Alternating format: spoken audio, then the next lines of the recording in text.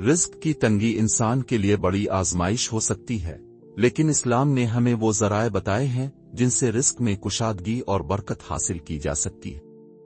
जो शख्स सच्चे दिल से अल्लाह से मांगे वो कभी खाली नहीं लौटता। रिस्क में बरकत के लिए सबसे पहला कदम नमाज की पाबंदी है। जो बंदा 5 वक्त की नमाज अदा करता है, इसके रिस्क में अल्लाह बरकत अता फरमाता है। दूसरा अहम अमल इस्तिग़फ़ार है। कसरत से अस्तग़फ़िरुल्लाह पढ़ना रिस्क के दरवाजे खोल देता है। इसके साथ साथ एक निहायत मुअस्सिर दुआ भी है जो रोजाना फजर इशा के बाद 3 बार पढ़नी चाहिए।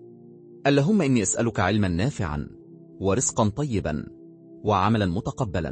ए अल्लाह, मैं तुझसे पाकीज़ा रिस्क, नफा देने वाला इल्म और मकबूल अमल का सवाल करता हूँ। ये दुआ नबी से साबित है और रिस्क में इजाफे के लिए मुजर्रब है। इसके साथ सदका देना और हलाल कमाई इख्तियार करना भी रिस्क में बरकत का जरिया बनता है।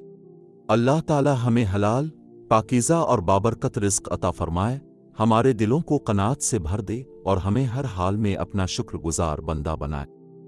आमीन या रब अल आलमीन। अगर आप ऐसे ही मजीद मुजर्रब इस्लामी वज़ाइफ, दुआएं, सुन्नतें और कुरान व हदीस पर मबनी इल्म हासिल करना चाहते हैं तो हमारे यूट्यूब चैनल हिदायत स्पार्क्स को ज़रूर सब्सक्राइब करें, वीडियो को लाइक और शेयर करें ताकि ज़्यादा से ज़्यादा लोग इससे फ़ायदा उठा सकें।